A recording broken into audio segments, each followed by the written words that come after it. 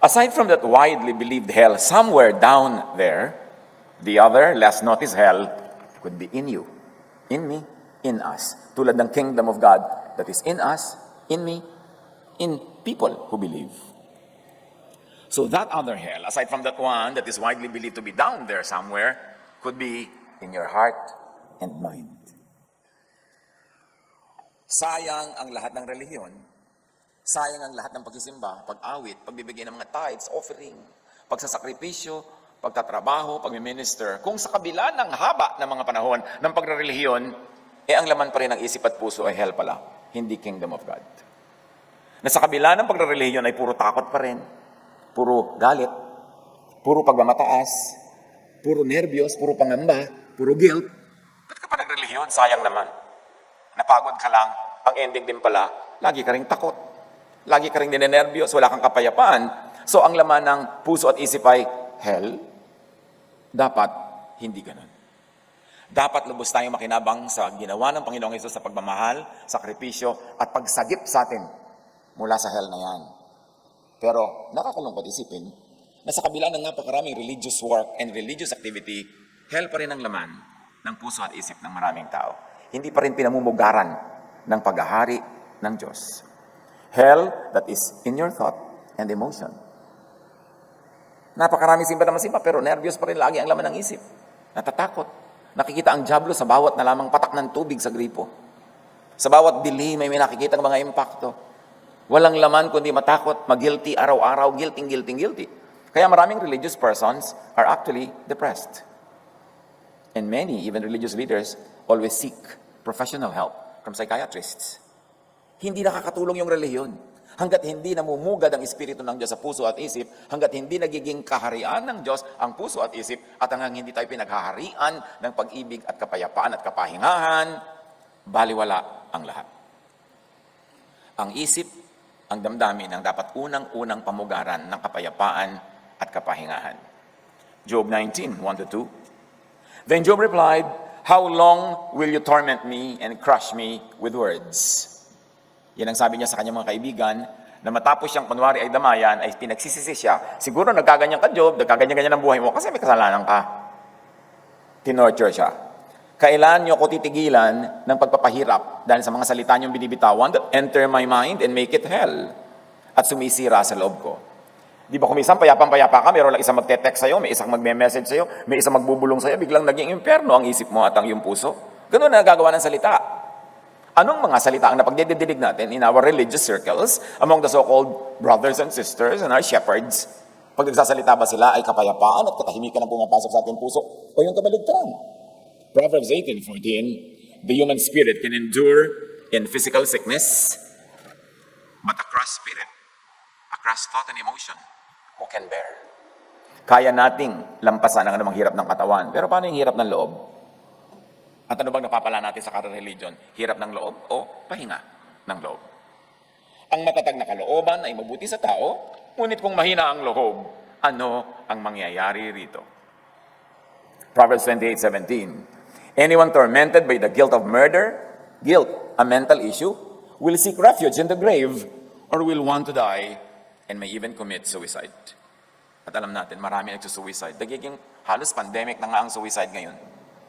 Dahil sa guilt, dahil sa takot, dahil sa gulo ng isip. Kaya napakahalaga ang pinag-uusapan natin ngayon. It is of utmost importance to keep the mind from guilt, from becoming hell. Si Jesus dumating para alisin ang guilt, hindi para lalo kang pagiltihin. Pero madalas ang religion, pinapagilty ka talaga.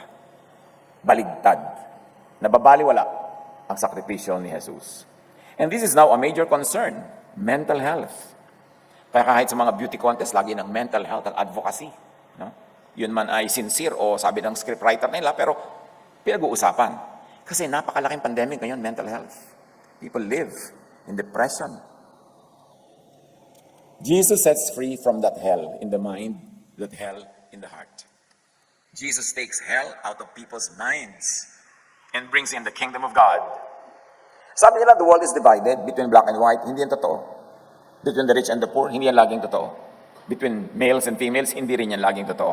The truth is, the world is divided between those that have hell in their minds or those that have the kingdom of God in their minds. Yun ang talagang division. Ang humanidad ay nahahati lang sa dalawa, yung pinaghaharian ng kapayapaan ng Diyos through Jesus, o yung ang naghahari ay takot, guilt, negative feelings. Hindi kasi invisible. Parang yung sinabi rin ni Jesus, hindi man visible ang kingdom of God para itinatanong nyo, nasa at kailan darating. Yun ding pinaghaharian ka ng hell in your heart and mind, hindi rin visible. Kaya mas dangerous. What if religion brings hell into your mind? What if religion condemns and consigns people to that hell in the mind? Paano kung ang relihiyon ay nagpapahina at sumisira ng loob at nananakot? Yan ba ay sa uri ng relihiyon na matapat sa misyon ni Jesus, na hanguin ang mga tao sa pagdurusa, hanguin ang mga tao sa takot, sa fear, sa nervyos, bigyan ng kapayapaan at katahimikan? Suriin ang religion. Ano man, maging ang atin, suriin kung anong bunga nito sa inyong isip at sa inyong damdamin. Doon mo lang malalaman kung talagang sa Diyos at kay Jesus. Sabi ni Jesus, you will know them by their fruits. Ano ang bunga sa inyo ng inyong religious life? Suriin din natin ang mga nangyayari sa paligid natin, yung mga ibaang religious beliefs, mga kamag-anak natin, kaibigan. Ano ang bunga sa kanila? Talaga ba nung naging active sila sa kanilang church, ay naging maibigin, payapa, tahimik, o naging judgmental? Naging pala pintas, naging pala usig ng kapwa, na yung nananahik na kapwa, uusigin, babatuhin. Alam mo na, kung ang religion na yan ay Pharisees o Jesusness. Kung tutuusin, if we're going to oversimplify religious practice, again, pwede siguro natin sabihin that all religions could be classified only under Pharisees or under Jesusness. Kahit pa nga hindi talaga technically labeled na Christian church yun, pero ang kanilang practice, ang kanilang paniniwala ay Spirit of Jesus, love, forgiveness, kindness. Ang resulta ay peace and rest. Jesusness yun. Kasi you will know them by their fruits, not by their labels. May mga pananampalataya na hindi obviously kay Jesus. Pero sa practice, ay, Jesus pala ang umiiral dito kahit iba yung tatak. Kaya dapat yun ang sinusuri. Ano ang bunga, hindi kung ano ang brand. Hell is also a state of mind shaped by a tormenting energy which many people call spirit. Energy yan eh. Sinasabi ng cognitive science, just like how lifting weights strengthens your biceps, mindful meditation bulks up your brain, in particular the parts dedicated to dealing with negative emotions. You have the power to build a better, therefore more peaceful, heaven-like brain. All it takes is peace. That is thought. That's a mental state and dedication. Dapat i-career ang mindful meditation. At yung meditation na hindi lang dahil nakaupo ka sa lotus position at may hawak ang puting bulaklak, hindi lang yon. Ang lahat ng inilalaman mo sa iyong isip, meditation yan. So anong inilalaman mo sa isip? Takot, pananakot. Yan ang mangyayari sa iyong buhay. Kasi yan ang laman ng iyong meditation. Sinabi ng cognitive science, kung ano ang pinapractice mong laging isipin, yun ang magiging reality mo. Mamumuhay ka under that kind of philosophy or thought or faith. Your brain has the ability to learn and grow as you age. Hindi totoong tumatanda na hindi na natututo. Tumitigil na lang kasi mag-isip. Yung huwag na natin palitan to, nakatandaan na natin ito, dito na tayo mamamatay. Hindi totoo yun. Napatunayan ng siyensya na ang isip habang buhay ka ay patuloy na lumalago kung palalaguin mo sa pag-iisip. Mindful thinking. Pinipili mo kung anong isipin at pinipili mo kung hindi, alin ang hindi mo papayagang pumasok sa iyong tenga. Your brain has the ability to learn and grow as you age. A process called brain plasticity. But for it to do so, you have to train it on a regular basis. Anong laman lagi? Regular basis, manonood ka ng walang mga kapararakang entertainment. So yung brain mo, liliit. Mamaya pa, nasan yung brain ko na, ay, munggo ako. Ito palang brain ko, munggo na. Kasi kung ano-ano kabalbalan ng laging laman ng isip, pinapanood, pinapakinggan. Anong klase mga text ang iyong laging ina-entertain? Yung nagpapalit ng utak mo, dapat i-block yan. Yung walang ginawa ko, hindi pa nervyusin ka, takutin ka, lalo pa sabihin, may pera ka ba? Ay, nakakatakot, di ba? So, kailangan medyo i-block. What if religion discourages progressive thinking? And usually it does. Yung bawal mag-isip, bawal magtanong. Pag may tanong ka, rebellion na agad, demonic ka na. Dapat di ka nagtatanong, di ka nag-iisip, dapat robot ka, didiktahan ka. Di ba? Most religions are like that. Ang gusto ng mga religious leader ay total control of the people. Paano lalaki ang mind mo pag ganun? What if religion trains the brain to always be judgmental of self? Yung ang laging laman ng utak, lagi siyang inadequate. Makasalanan ako, masama ako, kulang ako. Yung lagi ang opening number ng prayer, makasalanan po kami, marumay po kami po ay mga karumal-dumal. Laging ganun, edi siyempre, magiging ganun ka nga dahil yun ang laman ng utak mo. Ba't hindi ka mag-celebrate ng salamat, Panginoon, dahil inaalis mo aming kasalanan, inuhugasan mo kami, pinapatawad mo kami, minamahal mo kami. Yung sa simula pa lang, condemnation na agad. And most religious events begin with that. Nakapokus lagi sa kasalanan. Kasalanang hinugasan at inalis na ni Jesus. Pero madalas sa salita lang yan, pero in actual practice, usigan pa rin ang usigan, batuhan ang batuhan. Minamalaki yun. What if religion trains the brain to be guilty? To always be guilty. To always be afraid of punishment, of being found out. In this case, religion mismo brings hell into the hearts and minds of followers. Dahil ang hell ay napakalaking negosyo. Nagsusuhol, nagbabayad ang mga tao, mahugot lang sa hell. Kaya ang iba't ibang mga relihiyon, sari-sari ang gimmick nila kung paano ka hugutin, may mga point system, etc., etc. Magbabayad ka. Kaya ayaw ng Pharisaic religion ang pagtuturo ng grace. Mahina ang negosyo sa grace. Dapat guilty ang tao, dapat takot. Para patigin tong ngipin, ihuhulog sa offering box. Dapat naman conscious na tayo kung inuuto na tayo. Ang laking pag-uto yung end times, mga we live in the last days, hulog nyo ng mga relo nyo, diba? Mga kwintas nyo, lahat-lahat ipapatunaw natin. Mamaya suot ng pastor's wife. Ang tagal-tagal na naman ng mga ganyang bulahan.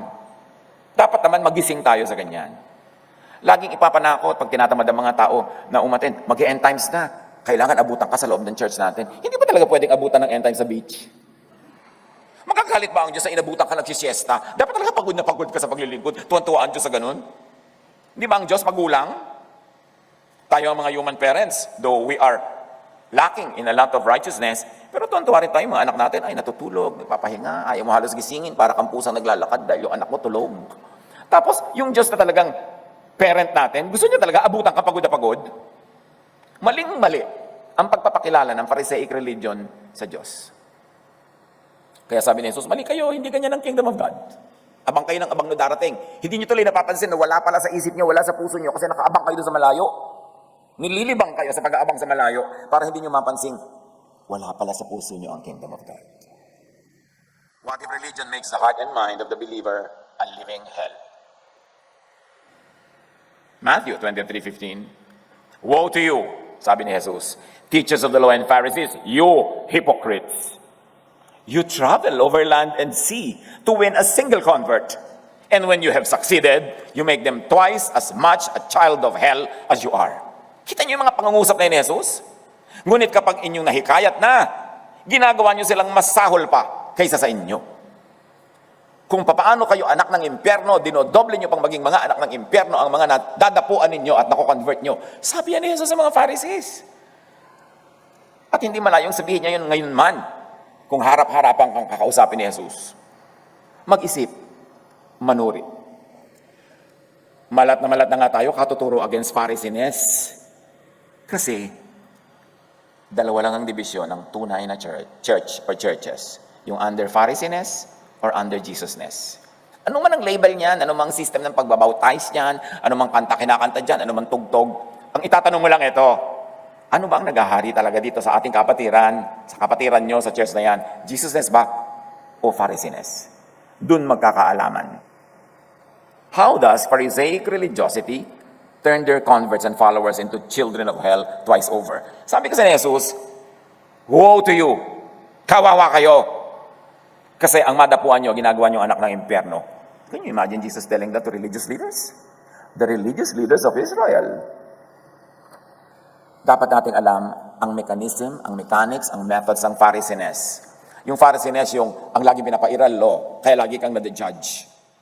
Lagi na lamang may mga animosity, lagi na lamang may sisihan, laging may batuhan. Paano yan nag-ooperate para maiwasan natin, ma-identify? How does Pharisaic religiosity make hell of in the hearts and minds of their followers? Make their followers experience, live in their personal hell. Torture people's thoughts and feelings as if they were in hell. As if their hearts and minds were hell. Parang ganun ang nararamdaman. Examine your religion's teachings. Examine religion's teachers. Ano ang turo? Ano ang dala? Huwag magpalibang sa mga statements of faith. Huwag magpalibang sa mga pinagtatalo ng mga issues nang wala nang katapusang division ng mga Christian churches. Dalawa lang ang dapat mong hanapin. Jesusness or Pharisees? Are you under the law or under grace? Are you setting people free from guilt? Are you always making them guilty? Ang itinatanim mo ba sa puso't isip ay the kingdom of God na sinasabi ni Jesus or the kingdom of hell? Kingdom of God, Jesusness in you, yun ang itanong, or hell in you? Fear, bondage. May mga tao na pag sumali sa kanilang isang specific sekta, na masyado silang pinapahiwalay sa mga kamag-anak, mga kaibigan, etc. etc. Pag pumunta sa mall, pagka pumunta sa mga restaurant, may nakita mga churchmates, tinatakpan ng mukha, nagtatakip ng payong dahil makikita sila. Mabubulitin board sila, bakit sila nakikisama sa kanilang mga kamag-anak? Bakit sila sumasama nga sa mga handaan ng mga pinsa nila? Ba't sila dumadalo sa mga kasalan? Ano nangyari na? Naging pag-aari sila nung sekta nila. Inangkin na sila. At natatakot sila, ni makita, wala namang ginagawa kumakain lang sa restaurant, magkakalit ang Diyos. How Pharisaic religiosity tortures people's thoughts and feelings? The Pharisees make and force people to live under the law. That's one. Yan ang lagi nyo hanapin. Are you making us live under the law? Unang-una, the law was given to the Jewish people. Nung pinalaya sila sa Ehipto, inipon sa tabi ng Mount Sinai, sinabi, kayo, mga Israelite, pinalaya ko kayo sa Egypt, ha? Yan ang ginawa ko para sa inyo. Ito ngayon ang gagawin nyo para sa akin. Ito mga laws, susundin nyo. Nandun ka ba? Lumabas ka ba sa Egypt? Kasama ka ba sa Exodus? Jew ka ba? Jew ba ang lola mo? Hindi. Di sa kanila binigay yun, di naman sa'yo. Ba't ka ngayon nakikisaling pusa? Merong mga laws, ang Jewish religion that apply to us up to now. Those are the laws that pass the Jesus filter. Jesus canceled the law. Jesus destroyed the law. The New Testament tells you that. Pero hindi lahat. Kasi meron siyang finulfill. Meron siyang nire-interpret. At mahalaga, may mga teaching ang Jewish law na papasa sa Jesusness kasi loving. Ano ba yung mga law nila? Huwag mong tatanggalin yung muhon, yung marka sa lupa ng kapitbahay mo, tapos palalakihin mo yung lote mo, kakainin mo yung lote niya. Hanggang ngayon, applicable yon kasi loving yon. So lahat ng loving features of the law, tuloy. Pero yung unloving, ito makasalanan, batuhan ng batuhan, hindi na yun ini-implement ni Jesus. So dapat sinusuri natin lahat yan. O bawal kainin itong ganito. Sabi ni Jesus, all foods are clean. It will not make your spirit dirty, but it could clinically probably harm your body, but it will not harm your spirit. Tapos ngayon, puro pagkain ang pinag-uusapan. Yung mga, hindi tayo pwedeng gumalaw kasi sabat ngayon. Napakalaking issue yung sabat. Sabi nga ni Jesus, sabat was made for man, not man for the sabat. Binigyan kayo ng sabat para pakinabangan nyo, pero yung amo nyo na yung sabat, kayo nang nahihirapan, makapag-sabat lang. Hindi na. Kaya si Jesus, sinadya pa niya na mga miracles niya, ginagawa pa niya sabat. So sasalain mo yung Old Testament na yan kay Jesus. Kasi kung itutuloy mo lang pala lahat, ba't pa dumating si Jesus? Di nasayang lang yung pagod niya, nasayang yung kamatayan niya, itutuloy mo lang naman pala lahat, para ano pang pagdating niya? Dapat may effect ang pagdating ni Jesus. Sinala yung mga katuruan, mga kautusan na nasa Old Testament na hindi loving, na cruel, unkind, hindi restful, nakakapagod, nakaka-enslave. Jesus sets free. Kaya dapat naiintindihan ng tao yun. Pero marami ngayon, habang nagre-religion, lalong hindi naging free. Kinain na ng religion ang buong maghapon mo, mula umaga hanggang gabi. Para bang wala ka nang pwedeng gawing paglilingkod sa Diyos kung hindi ka nasa loob ng building ng simbahan na yun. So napaka-enslaving. Napakahirap. Ba't kailangan mahirapan? Natutuwa ba Diyos na hirapan ka? Talaga kailangan mo umatin ng worship 1, worship 2 sa umaga, tapos may worship 2 sa tanghali, 3 sa tanghali, at meron pa sa gabi, at may midweek pa. Obserbahan ang lahat ng umaattend dyan kung talagang bumait. Kadalasan lalo pa nagiging self-righteous. Ipita sa nyo makinig umaattend. Obserbahan nyo naman ang talab ng religion sa buhay ng mga tao sa paligid. Kung Pharisees o Jesusness. So, the Pharisees make people live under the law. Acts 15:5. Then some of the believers who belong to the party of the Pharisees, tandaan nyo, sa early Christianity, may mga Pharisees na sumali. Eto, pinag-uusapan natin ngayon. Some of the believers who belong to the party of the Pharisees stood up and said, the Gentiles must be circumcised and required to keep the law of Moses. Kita nyo na agad. Sa simula pa lang, nasingitan na ng Pharisees ang Christian church at iginigiit na nila ang Moses-ness. At nagtagumpay sila. Hanggang ngayon, Pharisees ang tunay na naghahari sa maraming Christian churches. Hindi grace ang umiiral, kundi law. Hindi rest, kundi pagod. Hindi peace, kundi guilt. Nagtagumpay sila. Kaya kailangan nating suriin ngayon para hindi ka sumali. O kaya, para maibunyag yan, para malaman ng mga tao. Sabi nila, ay mga Gentile, hindi naman under the law, pero kailangan ilagay natin under the law pag naging Christian sila. Kailangan pasunurin sa mga law of Moses. Eh si Jesus nga namatay para palayain yung mga tao, yung mga Jews particularly, from their law. Tapos yung mga Gentile na hindi man lang kasali sa law, isasali mo pa. Ida-damage mo pa sila sa law na binaliwala na nga ni Jesus para magpalaya, para magpatawad, at para magbigay ng kapayapaan. The Pharisees make and force people to obey all the law all the time. Kaya mo yun, which no one could successfully do. Pag ikaw namuhay under the law, kakambal na nun, you will live under guilt. Because you cannot obey all the law all the time. So guilt ang kakambal niyan. Galatians 3:10, for the scripture says, whoever does not always obey everything that is written in the book of the law is under God's curse.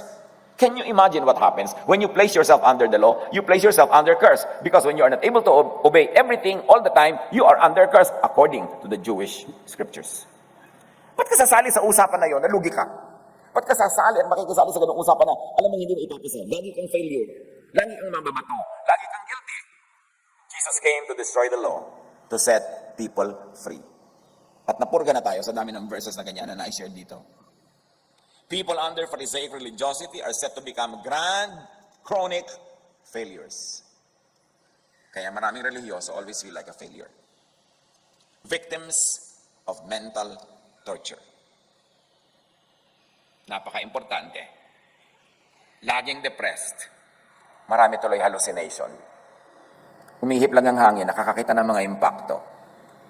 Takot ang nagahari sa buhay. The Pharisees make and force people to constantly repress their true feelings, and hide their true selves. Kaya laging sinasabi ni Jesus, you hypocrites.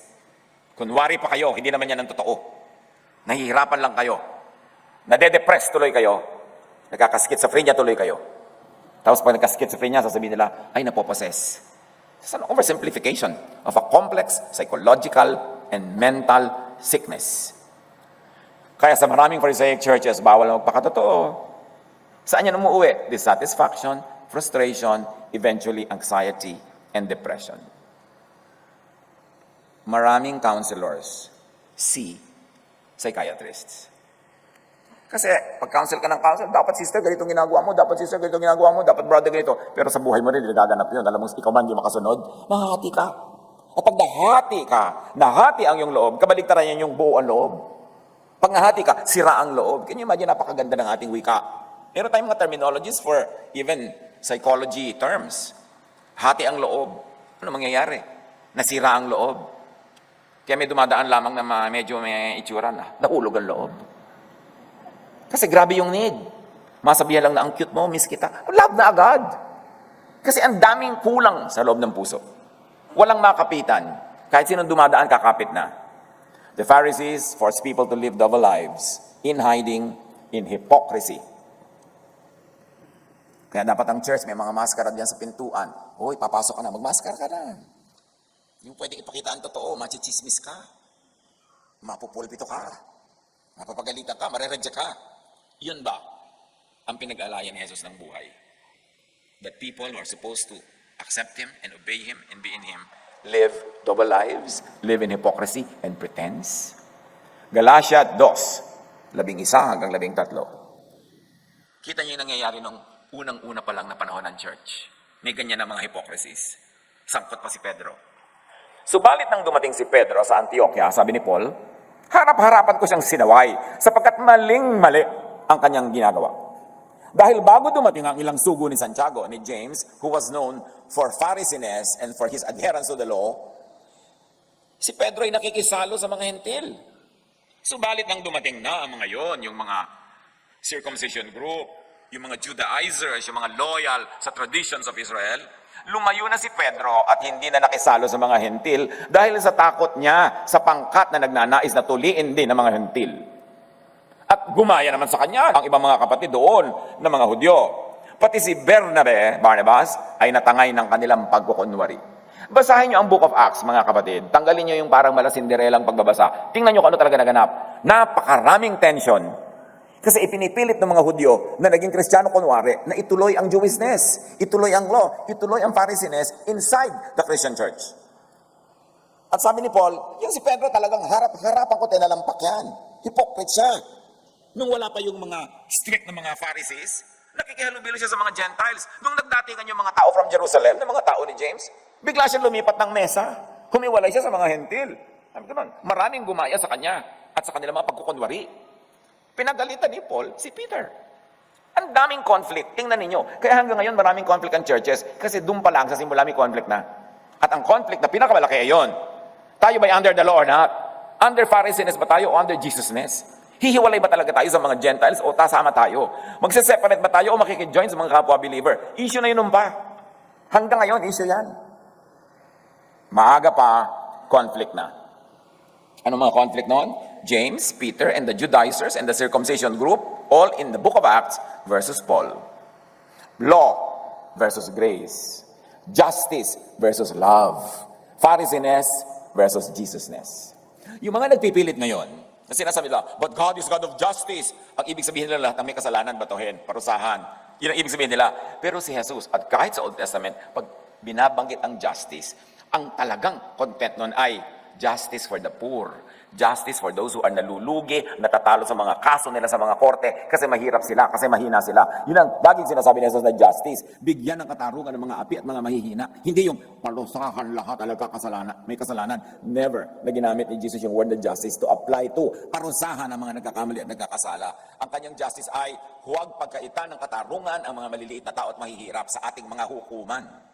Dapat unawain natin yan. Meron kasi nang gagalaiti. God is God of justice. Therefore, batuhin ang mga may kasalanan, parusahan sila. Hindi yun ang konteksto ni Jesus. Mag-aral-aral kahit konti. Kasi nandiyan naman ang linaw-linaw.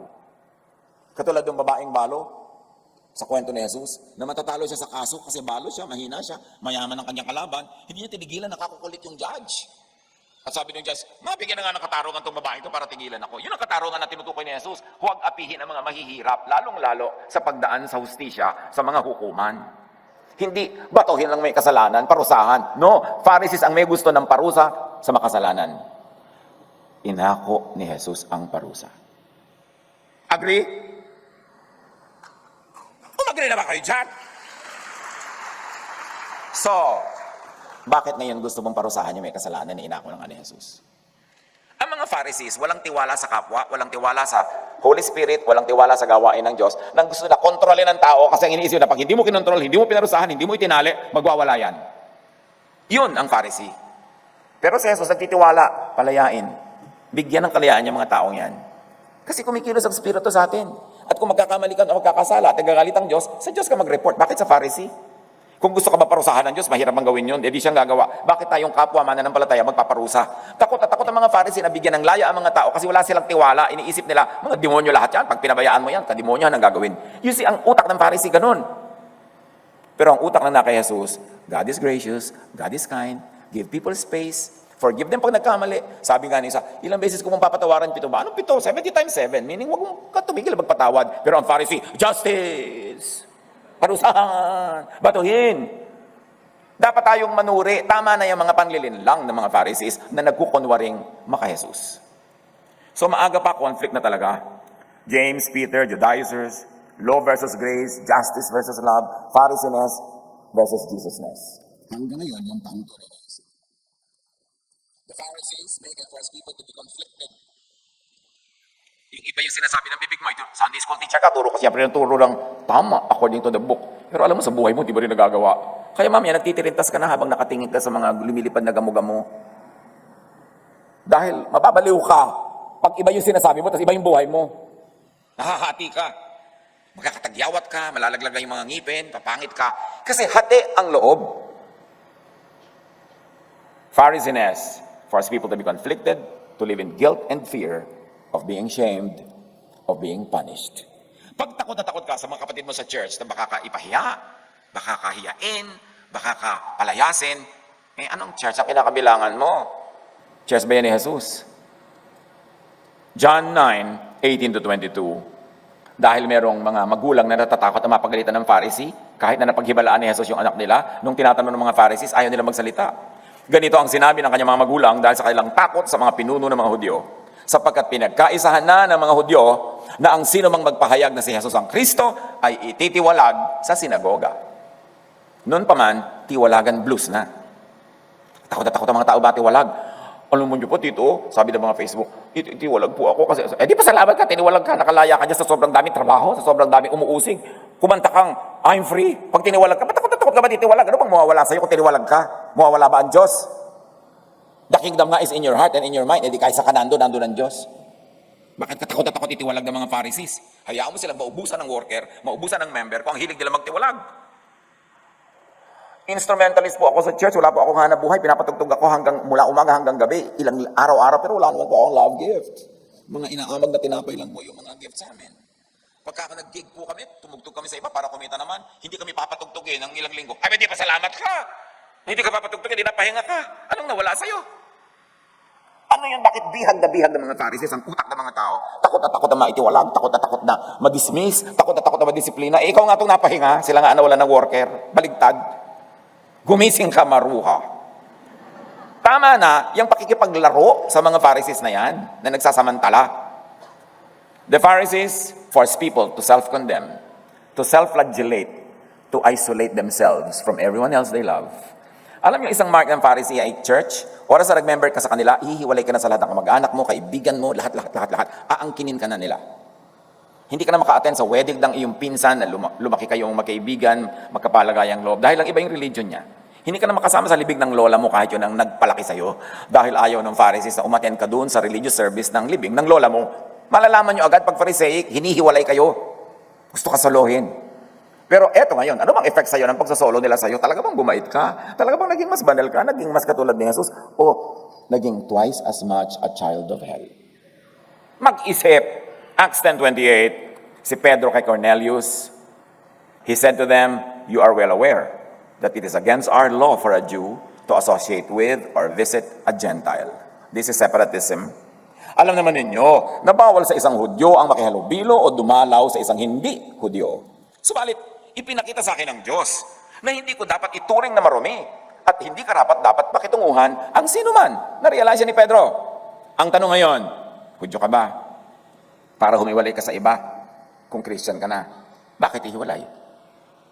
Eh yung mga Hudyo nga, sinabihan na ni Pedro, tayo mga Hudyo na may tradisyon na huwag makihalubilo, na-realize ko na walang ganun, dapat makihalubilo tayo. Tapos ikaw na hindi Hudyo, masahol ka pa sa Hudyo sa paghiwalay.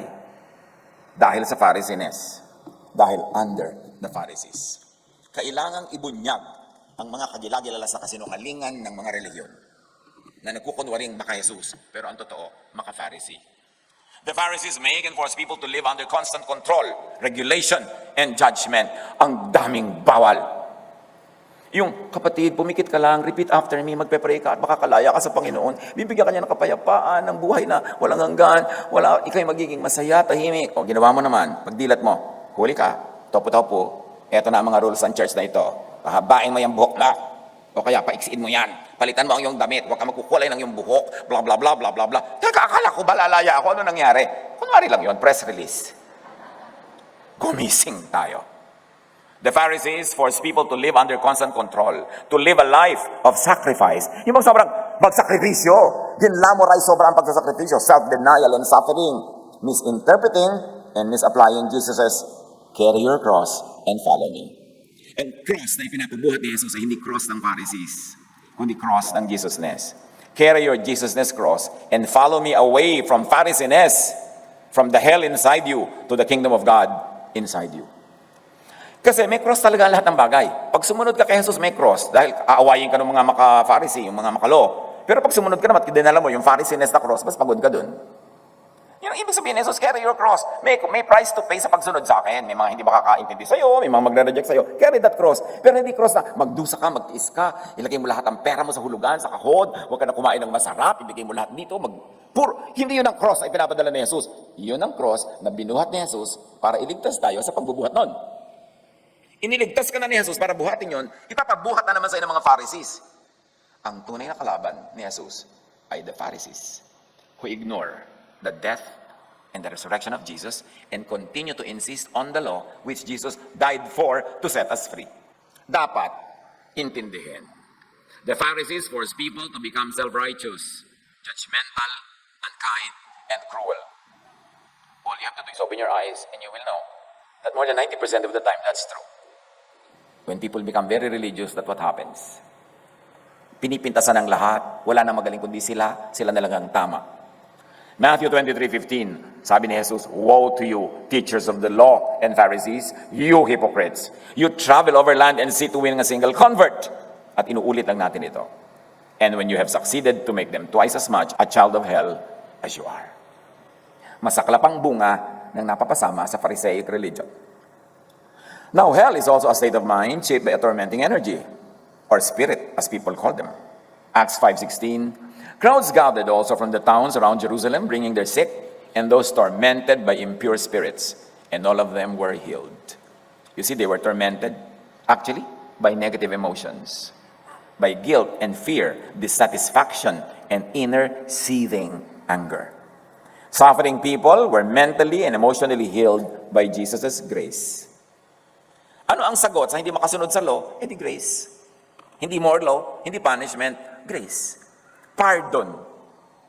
John 1:17, "For the law," or pahirap, "was given through Moses. Through Pharisees, grace or ginhawa, and truth came through Jesus Christ," or Jesusness. So John 1:17, kitang-kita nyo yung clarity ng paghati sa dalawang reality. Law through Moses, grace through Jesus. Yun lang talaga. Yung bilateral symmetry ng kung saan ka pwede sumali.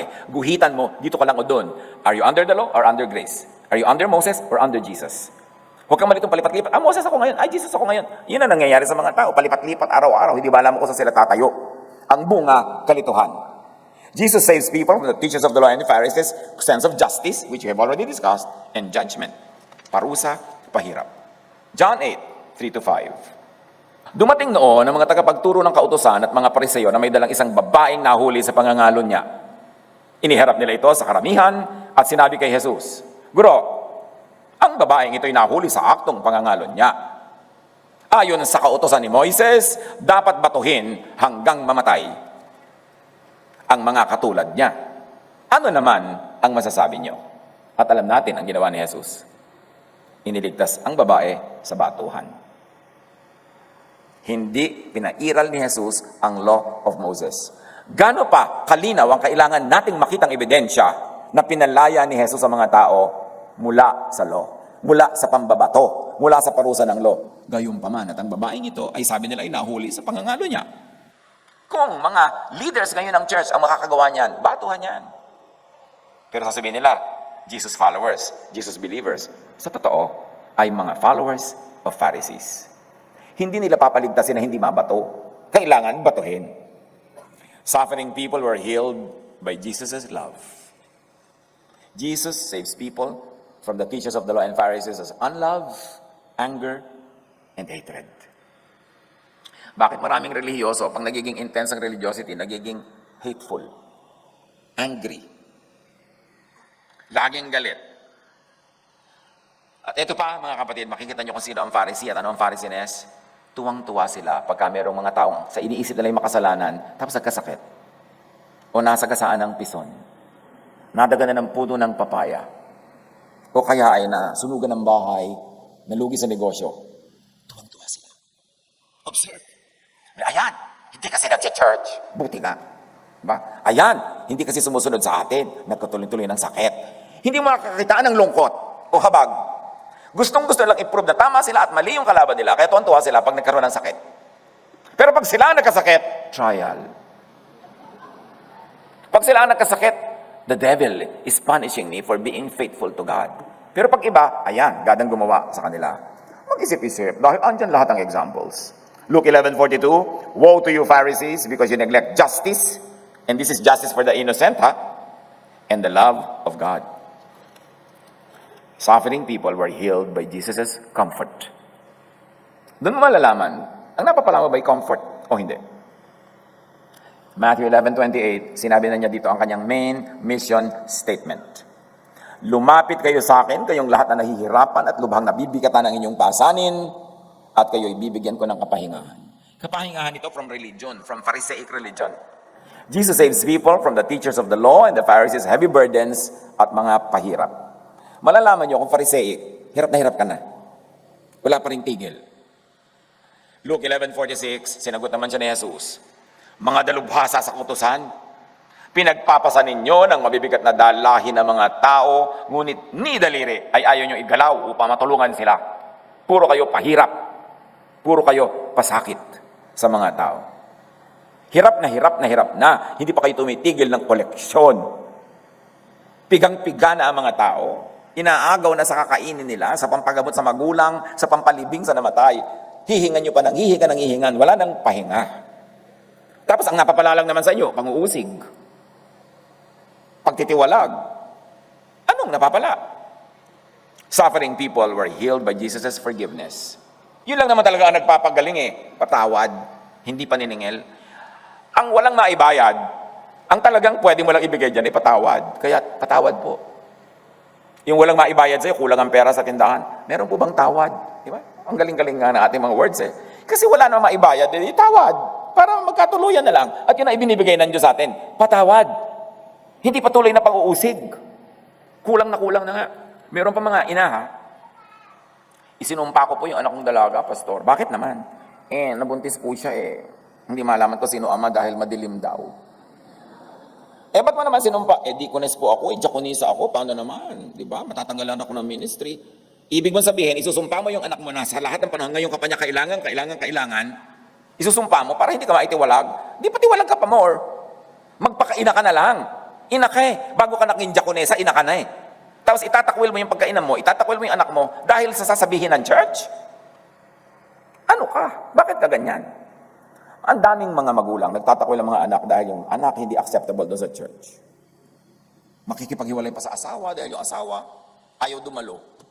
Ganun ba talaga ang gusto ni Jesus para sa atin? Forgiveness ang turo ni Jesus.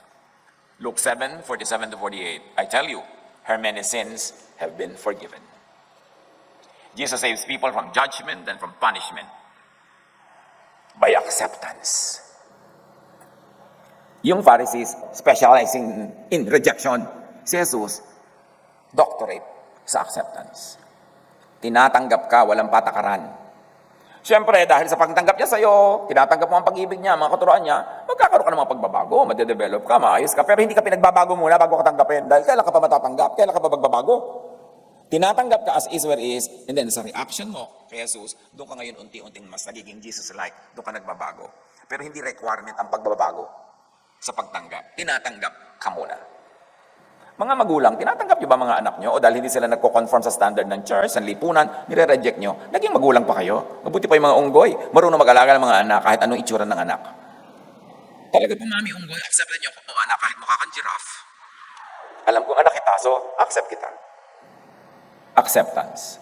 Jesus saves people from rejection. Dahil ang reseta ni Jesus sa ganyan, inclusion, belongingness, not exclusion. Luke 5:30, sinabi nila sa mga alagad ni Jesus, yung mga mahilig man reject na Pharisees, bakit kayo kumakain at umiinom na kasalo ang mga maniningil ng buwis at mga makasalanan? So kita nyo, pati sila, nga alagad ni Jesus, tinatanong nila, ba't kayo nakikisalamuha sa mga makasalanan? At ganyan din ang Pharisees ngayon. Pagka makikisalamuha. So sino talaga ang model mo? Suffering people were healed by Jesus' positive, restful, and peaceful spirit, thought, and feelings. Kaya sabi niya sa John 14:27, kapayapaan ang iniiwan ko sa inyo. Ang aking kapayapaan ang ibinibigay ko sa inyo. Hindi ito katulad ng kapayapaang ibinibigay ng mundo.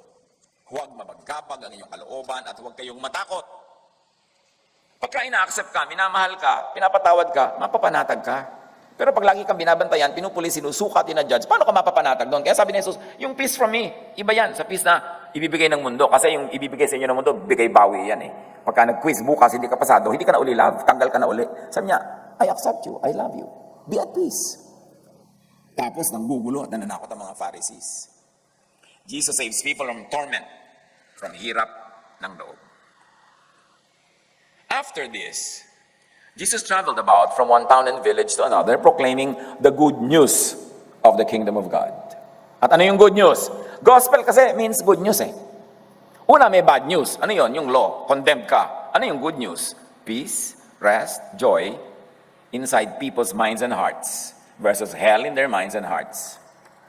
The 12 were with him and also some women who had been cured of evil spirits and diseases. At yung pag-cure ng evil spirit, hindi lagi yan yung oversimplified na lumayas ka sa katawan ng babaeng yan, masamang espiritu. No. Kasi maraming ang psychological suffering yung mga tao, yun ang tinatawag nila mga masasamang espiritu kasi wala naman silang terminology noon na, ay, schizophrenic siya. Basta medyo na iba-iba ka, ay, may masamang espiritu.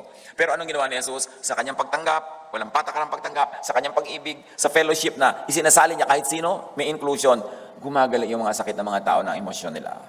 Nare-restore sila because of love, because of acceptance, not by rejection, and not by pagpipilit na pasunurin sila sa hindi nila masunod. A tormenting thought or energy could also be perceived as a demon. The ancients automatically called any suffering of unknown cause as of demons. Siyempre, yun ang language sila nung panahon na yun eh. Neuroscience tells us, enough stress and trauma can damage memory systems.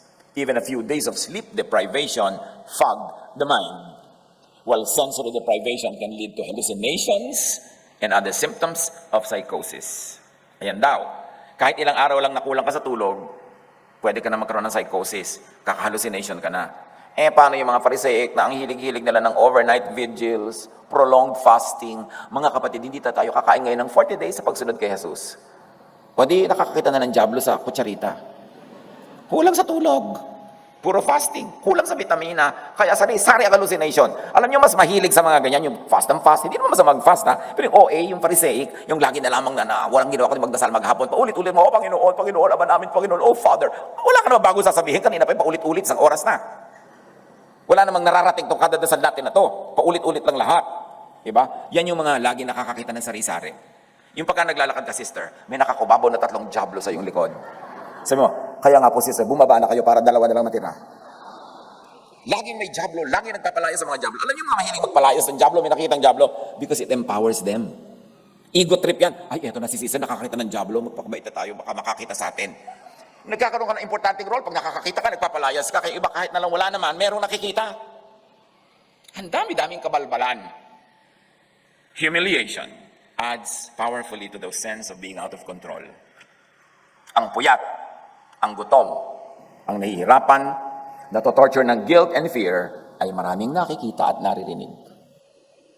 Obserbahan nyo kung sino yung laging may nakikita. Tingnan nyo yung buong karakter niya. Usually, marites din.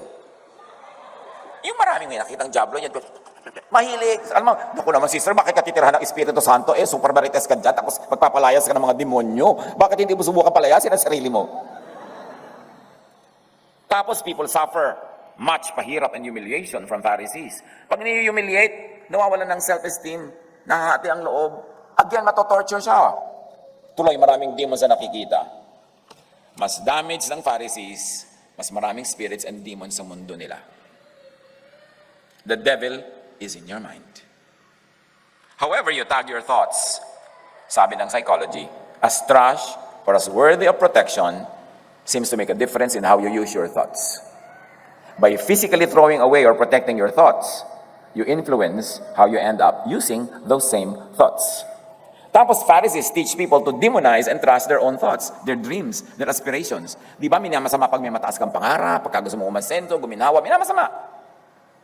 Ang nagbungimbungan niyan, low self-esteem or compensatory false pride. Kaya kadalasan sa mga biktima ng mga Pharisees, merong false pride.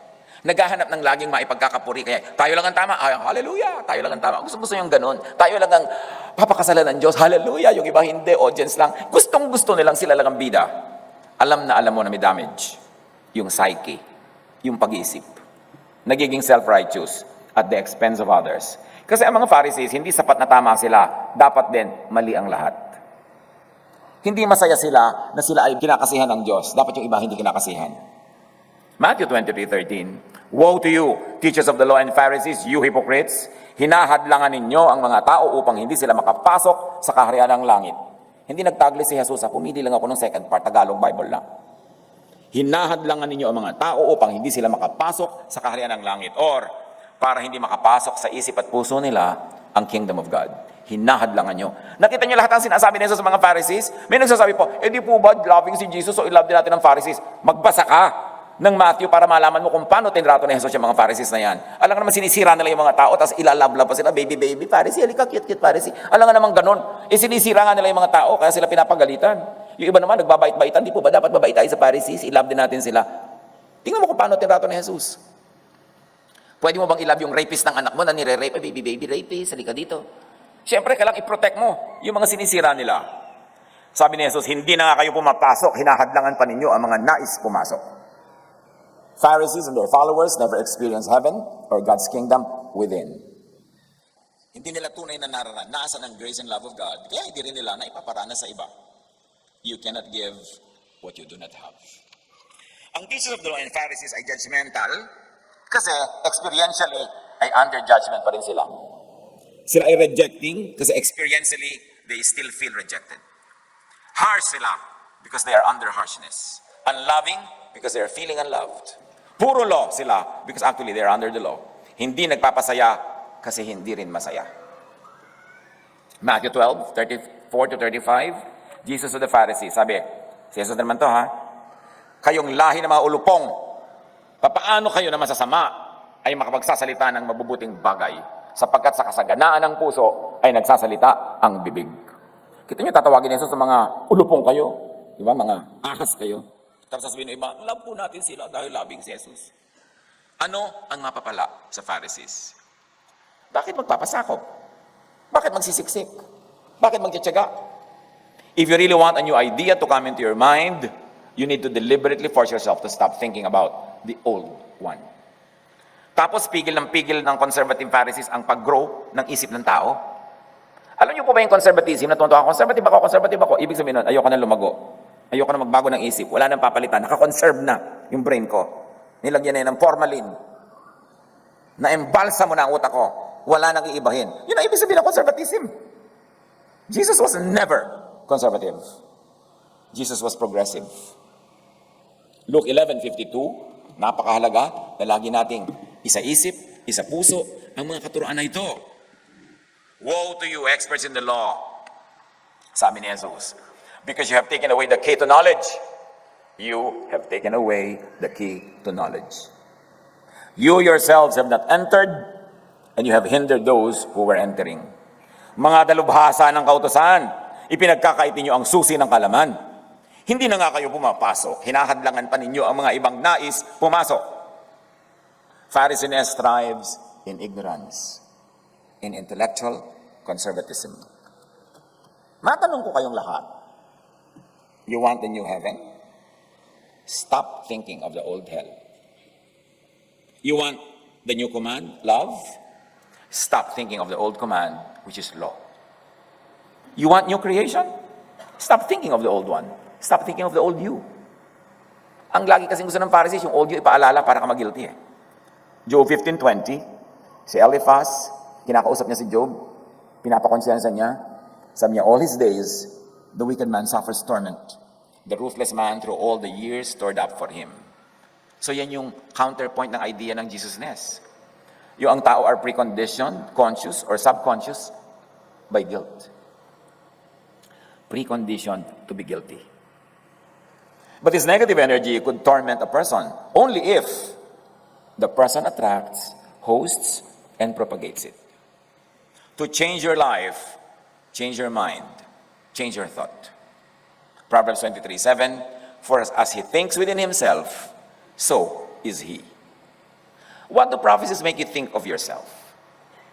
What does religion make you think of yourself? Romans 12:2, do not conform to the pattern of this world, but be transformed by the renewing of your mind. Huwag kayong makiayon sa takbo ng mundong ito, which are they say, under Pharisees. Sa halip, hayaan ninyong baguhin ng Diyos ang inyong pag-iisip into Jesusness upang maunawaan ninyo ang kanyang kalooban. Love, yan ang kalooban niya para sa inyo. Grace, freedom from the law, rest, peace for you, for people. Being forgiven, knowing that one is forgiven, counted as forgiven, declared righteous by faith in Jesusness, can change the kalooban from guilt, torment, to peace. From hard work to rest. From hell to heaven. This is the mission of Jesus. To give peace, to give rest, This is the gospel, the good news. This is the great commission to Jesus' disciples. Matthew 11:28-30. Lumapit kayo sa akin, kayong lahat na nahihirapan at lubhang nabibigatan sa inyong pasanin, like guilt, at kayo'y bibigyan ko ng kapahingahan. Hindi ko na kayo uusigin. Papatawarin ko kayo, mamahalin ko kayo, tatanggapin ko kayo. Yan ako. Huwag kayong malito. Yung kabaligtaran niyan, Pharisees. Pasanin ninyo ang aking pamatok at matuto kayo sa akin, sapagkat ako'y maamo at mababang loob. Makakatagpo kayo sa akin ng kapahingahan, sapagkat madaling dalhin ang aking pamatok at magaan ang pasaning ibibigay ko sa inyo. So suriin ang inyong religious life kung ito ang bunga. By their fruits, they will be known. Pero pag lagi pa rin mabigat ang pasanin, baka naman binabaliwala yung sabi ni Jesus at ginawa ni Jesus. Matthew 28:18-20, much misunderstood ito, yung Great Commission. Sinabi sa kanila ni Jesus, ibinigay na sa akin ang lahat ng kapangyarihan sa langit at lupa, all authority to forgive sins. Kaya't humayo kayo, gawin ninyong alagad ko, hindi alagad ni Moses, hindi alagad ng mga teachers of the law and Pharisees o nino man. Gawin nyo ang mga taong alagad ko. Yung mga missionary, nagpupunta kung saan-saan, magbimisyon sila, ano ang ginagawa nila sa mga tao? Nagiging alagad ba ni Jesus o alagad ng Pharisees? Ano ang bunga nila pag dumapo sila? Kaya sabi ni Jesus, pabiyahe-biyahe pa kayo, tumatuloy pa kayo ng mga dagat, you only make the people twice as much a son of hell as you are. Kasi ang mission nyo, kunwari kayo, sumusunod sa Great Commission, pero hindi naman akong dala nyo, kundi si Moses. Hindi naman forgiveness ang dinadala nyo, kundi condemnation. Hindi peace, kundi pagpapagilty. Hindi rest. Mission ko yan. Ang mga tao sa lahat ng mga bansa, sabi ni Jesus, turuan nyo silang sumunod sa lahat ng mga iniutos ko sa inyo. At anong utos ni Lord? Love and grace. Hindi law and judgment. Hindi utos ni Moses o ng mga teachers of the law and Pharisees, which on the ground is actually what most churches are doing. Ang dapuan nila, dadalhin nila sa law. Kaya ako minsan makakakita ng mga karatula ng iba't ibang mga sekta sa mga baryo, ang lalayo. Wow, matutuwa ka, nakarating na dito yung church. Pero may lungkot din kasama. Kasi Diyos ko yung church na to, alam mong Pharisaic to. Kawawa ang mga magiging member nito. Alam mo, ang sasapitin nila na hirap. Alam mo, ang magiging pagdurusan nila. Sabi ni Jesus, tandaan ninyo, ako'y laging kasama ninyo, nakamatiyag, hanggang sa katapusan ng panahon. Panahon ng ano? Hindi katapusan ng mundo yon. Katapusan ng panahon ng law, katapusan ng panahon ng temple, katapusan ng panahon ng Pharisees. Sasamahan ko kayo para magwakas ang Pharisees. Hindi katapusan ng planeta na lagi ipinapanakot tayo, matatapos ang mundo. Hindi naman yan ang laman ng sinabi ni Jesus, hindi naman mundo. Kahit sinabi pang the end of the world, hindi planet. The end of the Pharisaic world, the end of the world of the Pharisees and the law and the temple. Yun ang mag-e-end. Kung tunay na ituturo ang turo ni Jesus. Psychology says our mind can be our biggest challenge and obstacle. Yet if we manage it skillfully, it can be our greatest ally, helping us to reach new heights of personal development and work performance. 1 Peter 1:13, therefore, with minds that are alert and fully sober, set your hope on the grace to be brought to you. Mag-focus ka daw sa grace, hindi sa judgment. It's a mental state. Pag nakafocus ng mind mo, ang bunga sa buhay mo, peace. Ephesians 5:14, this is why it is said, wake up, sleeper, rise from the dead, and may I say, rise from the law that kills, and Christ will shine on you. To banish hell from the mind, banish it from thought. Do not focus on hell, focus on heaven, on the kingdom of God in you. Bit-bit mo kahit saan. Huwag takot ang pamugarin sa isip, kundi pagtitiwala kay Jesus. Kahit kulang ka, kaya nga siya dumating para kapunan, kung kulang ka pa rin, ba't pa siya dumating? Sayang naman. Kulang ka pa rin palaga sa ending, di nagpagod lang siya. Matthew 6:33, but seek first His kingdom in you, hindi kung saan ka pupunta para maghanap. And His righteousness by faith, not by works. And all these things will be given to you. Philippians 3:14, one thing I do, forgetting what is behind, and may I say the law and its sins, and straining toward what is ahead, full grace. To have the kingdom of God or heaven within, think about it. Focus on it, receive it, and live it. Live like you are a citizen of heaven because you are. Philippians 4:8, whatever is true, noble, right, pure, lovely, whatever is admirable, if anything is excellent or praiseworthy, think about such things. Yan ang ilaman sa isip. Romans 8:6, the mind governed by the flesh, or by the law and the Pharisees, I suggest, is death. But the mind governed by the Spirit, by grace and love, is life and peace. In all this, anong dapat tandaan? Gospel means good news. The good news is that Jesus came to bring the kingdom of God, heaven, peace, rest, and joy to your heart and mind. To effect this, Jesus, by grace and love, had set you free from the hell inside you. From sin, judgment, punishment that haunts, guilt, and fear, from carrying the heavy burdens of law-based religiosity. To share with the world this heaven, this kingdom in the heart and mind, Jesus commissioned his disciples, his followers, to teach the world what he taught them and gave them. And what did Jesus teach? What did Jesus give? Freedom from the law. Freedom from sin. Hindi ibig sabihin magiging sinless ka by the measurement of the law. Ibig sabihin lang, you have been freed from the punishment of it. Freedom from guilt and fear, from the heavy burdens of Pharisaic religiosity, which translates into what we have been saying all along, rest, peace, joy. Dapat yan ang bunga ng inyong pagrelihiyon. Receive this good news. Fully, not partially. Law ngayon, grace bukas, kalahating law, kalahating grace is a one whole nonsense. It will never work. Kailangan mo lang talagang hatiin at piliin mo kung sa katatayo, sa kamaniniwala at sa kamabubuhay. Fully, not partially. Share this with others. The good news, the free gift of grace and love. And needless to say, do not do a Pharisee. Do not be a Pharisee. Do not be an agent and promoter of Pharisiness. Resist. Reject Pharisiness. Kailangan manindigan na yung mga tunay na naniniwala kay Jesus. Huwag na tayong maangan, manahimik, pinapabayaan mo lang yung mga Pharisees na maghari. Panahon na para manindigan. They are Jesus' main detractors and arch-enemies. Napakaraming sinabi ni Jesus against the Pharisees. Mas marami kaysa against the devil. Magbilang kayo kung ibig nyo.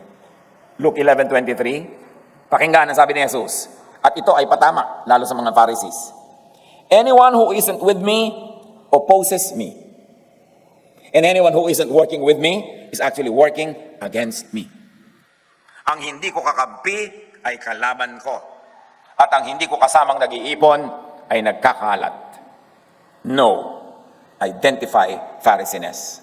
Get out of Pharisiness and Pharisaic religion. In effect, get hell out of your mind. Jesus died for it. To give you the kingdom of God, peace. Do a Jesus. Teach people how to be free from the law, from sin, from guilt and fear, from the heavy burdens of Pharisaic religiosity. Teach, lead people to rest, to peace, and to joy. Where is that other hell? In your mind and heart. Itaboy. Instead, bring the kingdom of God into your mind, into other people's minds. Be an agent, a promoter of grace and love, of freedom, of rest and peace, and Jesusness. This is Jesus' Great Commission. Salamat, Panginoon, sa inyong ginawa, sa inyong sakripisyo. Salamat po dahil gano'n na lang ang pag-ibig ng Ama sa amin na ibinigay niya kayo, Jesus, para kami palayain. Imulat niyo kami na pahalagahan ito at huwag na kaming bulag-bulagan sa ginagawa ng mga Pharisees na pagbaligtad sa katuruan ni Jesus. Matuto na kami kumibo sa ginagawa ng mga Pharisees sa pag-abuso sa mga taong malinis ang intensyon na sumunod kay Jesus. Yun pala, Pharisees lamang ang nasusundan. Give us that discerning spirit and give us that love of Jesus that we can love others, accept others as Jesus accepts us. Pagbulay-bulayan sumandali, manahimik tayo, pag-isipan, kung ano mga dapat natin gawin in response to the freedom, the love, and grace that Jesus gives us, being counter-attacked by Pharisiness. Be with God in silent reflection.